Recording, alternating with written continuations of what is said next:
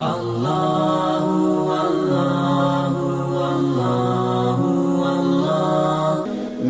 دوستوں سے گزارش کرتا رہتا ہوں کہ عزت نہ مانگ کے لیا کرو نہ چھین کے لیا کرو.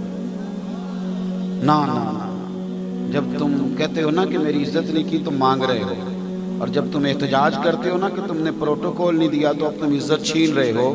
یہ نہ مانگی جاتی ہے نہ چھینی جاتی ہے، بلکہ کام اس طرح کے کرو کہ عزت کرنے کو دل کرے، دل کرے، طبیعت چاہے تمہارا اکرام کرنے کو.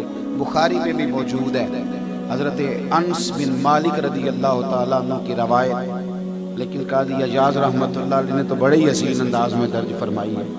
فرماتے میں حضور کی بارگاہ عالی مرتبت میں حاضر تھا. صحابہ یوں بیٹھے تھے کہ گویا سروں پہ پرندے بیٹھے تھے. فرماتے ہیں کہ بڑا عجیب رنگ تھا، بڑا عجیب ماحول تھا.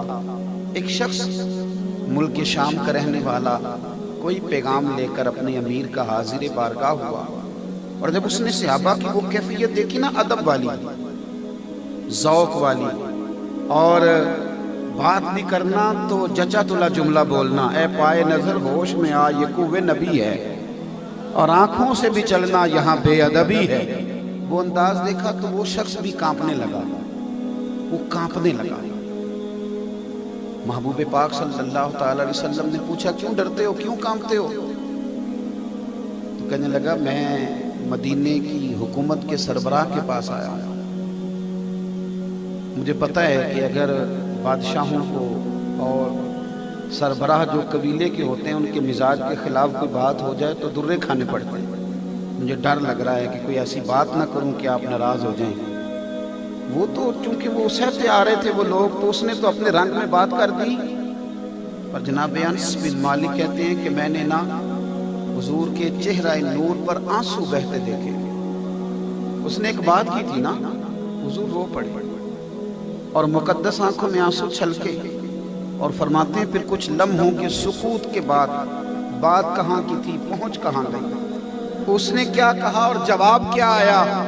کریم فرمانے لگے نہ بھائی نہ، تو کسی بادشاہ کے پاس نہیں آیا، تو کسی حکومت کے سربراہ کے پاس نہیں آیا، تو اس بیٹے کے پاس آیا ہے جس کی ماں گوشت کے خشک ٹکڑے کھا کے بھی گزارا کر لیا کرتی. میں غریب ماں کا بیٹا ہوں، کھجور کے خشک ٹکڑے کھا کے، گوشت کے خشک ٹکڑے کھا کے میری اماں رات بتا لیتی تھی. یارو صحابہ کے بیچ رہنا، صحابہ کے ساتھ بات کرنا، ان کے چھوٹے چھوٹے معاملات کو دیکھنا، چھوٹے چھوٹے معاملات. حضرت ربیعہ بن کعب رضی اللہ تعالیٰ عنہ وضو کراتے تھے. وضو، یہ حدیث تو آپ نے درجنوں بار سنی ہوگی کہ حضور نے فرمایا کچھ مانگ لے. عرض کیا جنت میں وہ والا مکان چاہیے جس کے پڑوسی آپ ہوں. پھر فرمایا او غیر ذالک، چل کچھ اور بھی مانگ لے. لیکن یہی حضرت ربیعہ بن کعب، توجہ ہے میری بات پر. ہمارے ہاں نا لوگ کہتے ہیں یہ نا میرا نوکر ہے، اس کا والد بھی نوکر تھا یار، اس کا دادا بھی میرے دادا کے ہاں رہتا تھا. تو میں کہتا ہوں یہ ساری باتیں ٹھیک ہیں، لیکن یہ بھی تو بتاؤ نا کہ جو خاندانی نوکروں کے کام ہوتے ہیں اور جو خاندان کے خاص لوگوں پر نظر ہوتی ہے وہ بھی تم نے کی ہے کہ نہیں کی؟ یہ ابھی ہمارے نقیب اعلیٰ حضرت کی ایک نعت پڑھ رہے تھے کہ ماہ مدینہ اپنی تجلی عطا کرے، یہ ڈھلتی چاندنی تو پہر دو پہر کی. اس میں اعلیٰ حضرت کا ایک شعر ہے، کہتے ہیں میں خانہ زاد کہنہ ہوں، صورت لکھی ہوئی بندوں کنیزوں میں میرے مادر پدر کی ہے. کہتے ہیں میں خانہ زادہ کہنہ ہوں، حضور میں آپ کا خاندانی غلام ہوں، اور ہماری صورتیں ہیں آپ کے سامنے موجود لکھی ہوئی. اور کہنے لگے کہ ان غلاموں میں میری دادیوں نانیوں کے بھی نام لکھے ہوئے ہیں اور میرے دادوں اور نانوں کے بھی نام لکھے ہوئے، خاندانی. حضرت ربیعہ کہتے ہیں میں وضو کراتا تھا خالی. کتنی بیٹیاں ہیں آج جو منتظر ہیں کہ ان کی بھی شادیوں کا بندوبست ہو جائے. آج بہت سارے لوگ اس لیے اس کام میں مداخلت نہیں کرتے کہ بعد میں کوئی مسئلہ اٹھا تو ہمیں جواب دینا پڑے گا. فرماتے ہیں میں وضو کراتا تھا، رات کو سرکار نے فرمایا کہ تم شادی کیوں نہیں کرتے؟ میں نے عرض کی حضور میں نہیں چاہتا کہ کوئی ایسا کام کروں کہ آپ کی خدمت سے رہ جاؤں، اور ویسے بھی حضور نہ میں خوبصورت ہوں نہ مال و دولت ہے، کون اپنی بیٹی کا نکاح میرے ساتھ کرے گا؟ کہتے ہیں سرکار خاموش ہو گئے۔ اگلی رات پھر وضو کے لیے حاضر بارگاہ ہوا تو فرمانے لگے نکاح کیوں نہیں کرتے؟ میں نے پھر عرض کی یا رسول اللہ صلی اللہ علیہ وسلم، ایک تو میں کوئی ایسا کام نہیں کرنا چاہتا کہ خدمت سے مانے ہو، اور دوسرا یہ کہ نہ میرے پاس مال و دولت ہے، نہ حسن و جمال ہے، کون اپنی بیٹی بیائے گا؟ کہتے ہیں یہ کہہ کر میں باہر نکلا تو میرے اپنے ہی اندر سے آواز آئی، یار تو کتنا نادان ہے، حضور کو جواب دیتا ہے اور سرکار کو بتاتا ہے باتیں، ان کو بتاتا ہے جنہیں اللہ تعالیٰ نے پہلے ہی سارا کچھ بتا دیا ہوا ہے، جن کے پاس ساری خبریں پہلے سے موجود ہیں۔ بس اگر کل حضور نے کہا نہ نکاح کیوں نہیں کرتے تو چپ کر کے کہہ دینا سرکار جیسے دل کرتا ہے کر دیں۔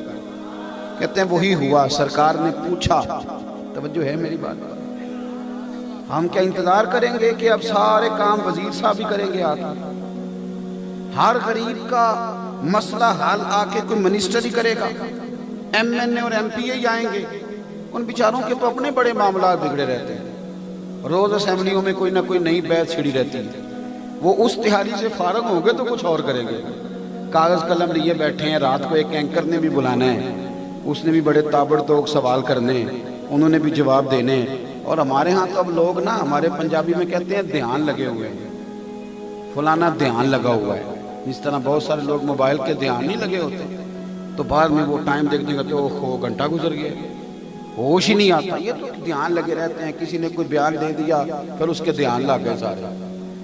کہاں ان کو نظر آئے گا کہ غریب بھی ہیں، مجبور بھی ہیں، تنگ دست، یہ کہاں نظر آئے گا؟ تو دھیان لگے ہوئے کوئی نہ کوئی بیان آ جاتا ہے، پھر اس پر وہ حاشیہ نشینی کرتے رہتے ہیں، کام چلتا رہتا ہے، لگے ہوئے۔ البتہ آج بھی گاؤں میں کچھ کچے مکانوں والے اپنے ہمسائے کے گھر فاقہ نہیں ہونے دیتے، لوگ ایک دوسرے کا خیال کرتے، توجہ کرتے۔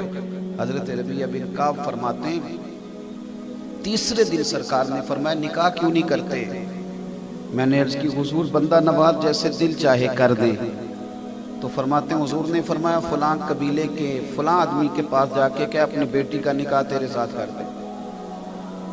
کہتے میں رستے پر سوچ رہا تھا وہ کیسے نکاح کر کے دیں گے، پر قربان جاؤں انہوں نے میری طرف نہیں دیکھا، پیغام بھیجنے والے کی طرف دیکھا، انہوں نے نکاح کر کے دے دیا۔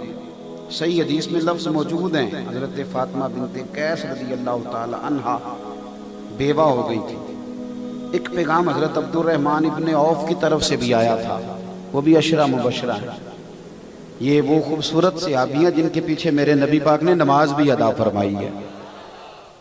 ایک پیغام حضرت اسامہ بن زید کا بھی تھا، یہ بھی حضور کے لاڈلے ہیں، لیکن حضرت عبد الرحمن ابن عوف امیر ہیں، یہ غریب ہیں۔